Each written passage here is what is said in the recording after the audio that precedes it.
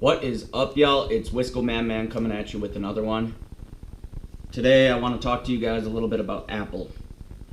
Was listening to my Mad Money's Jim Cramer, and he talked about how Apple won't charge more for its products just to up its stock price, which is an interesting concept to me because they're taking some stand on, not screwing over the customer when they've pretty much been one of the most expensive products on the market for quite some time, at least in the phone world. PC world as well, from what I can remember along the way. I guess PC wouldn't be the right term. They're the opposition, but you get my point. So, go over a little bit of history and then kind of get into a little of the current opinions that I have on Apple. But we go way back to like the late 80s, early 90s, Apple and IBM. That was the big competition in the computer world. IBM being more the personal computer setup, and Apple was really focusing on helping out schools and getting into schools. So their entire business plan was to get into schools. So I remember growing up, we had the Mac computers, the big old. It was cooler than hell to be able to have the slightly transparent blue with the white/clear two-tone setup, and those were the cool thing to have in school. So the problem with that business idea and prioritizing schools was now you get to the real world, business world, that is what I mean, where these kids get to graduating and getting out into the workforce, and say they only know the Apple end-to-end closed system, and they don't have as well a knowledge of the Windows type setup. Can't remember if they called it iOS at that time. I believe it was something else. I forget what their operating system was called. But regardless, different operating systems, different computer setups. Businesses, on the other hand, IBM spent all its time putting its business methods towards getting its computers in the workplace. I remember growing up, my dad worked at a paper mill, and they were using, I believe, heck, I think when he retired, they were still using the MS-DOS system to run their paper machines. The old method, if it ain't broke, don't fix it. Or if it's not fully broke, don't fix it. So, anyway, but yeah, so these kids would get out into the workforce, they didn't know how to use the computers that are already there because, guess what, IBM sold PC to businesses. So that's your early on competition. Apple struggled quite a bit through that.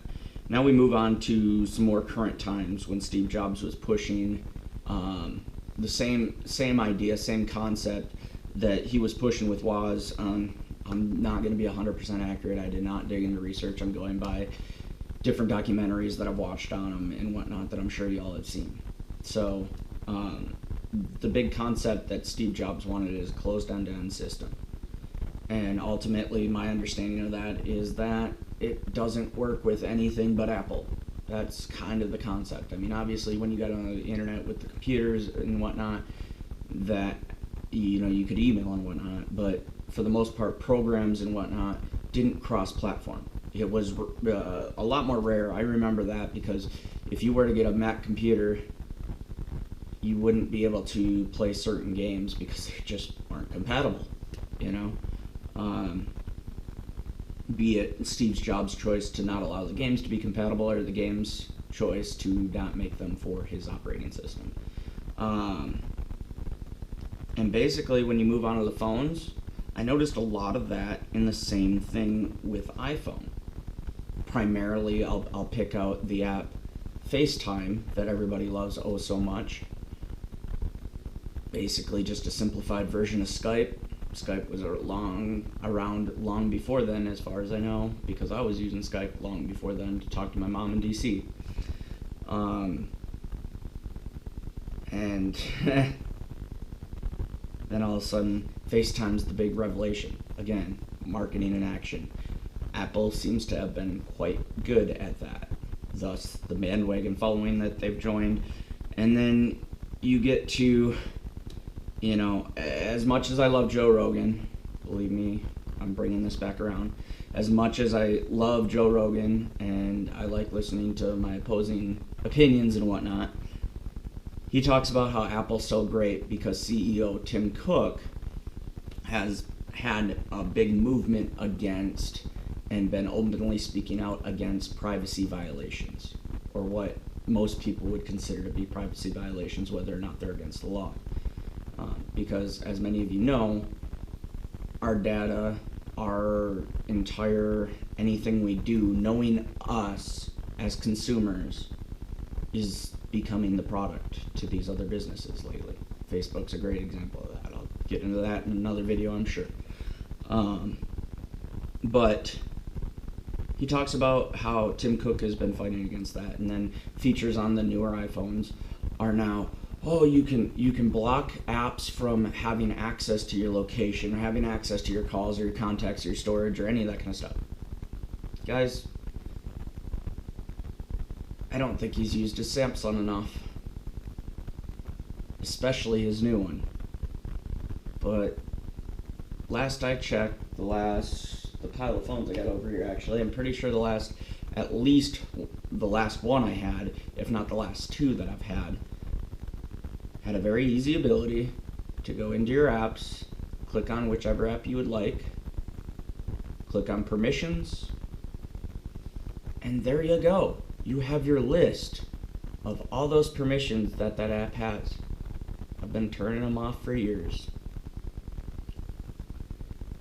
You know, it's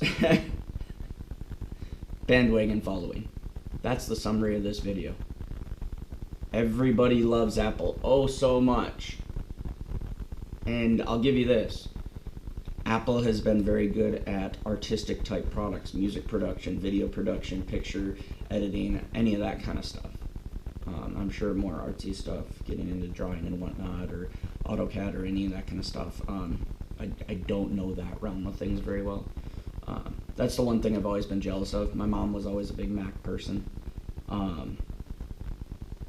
But yeah, MacBooks have always been exorbitantly expensive. iPhones have almost always cost more than the rest of the phones. Getting a little closer in current times, you know, Motorola Razr's up there. But yeah, it's a bandwagon following, guys. Their marketing program has been amazing. I wish I could figure out where along the lines they created such a cult following. But everybody says that they're superior to everything else, and the honest truth is, I wanted an iPhone the very first smartphone I ever got. And then I looked at the hardware, and I looked at speeds and memory and everything else, and I was just like, it has a better camera, but why the hell would I want a slower phone for more money? The only thing it had was maybe a bigger hard drive, but even then, I mean, it was so ridiculously more expensive, I could have upgraded my Android phone to a bigger hard drive for that price.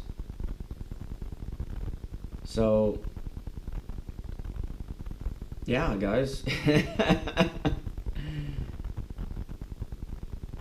If you like this video, like, comment, subscribe, share this video, and I'll hit you up on the next one. Thanks, guys.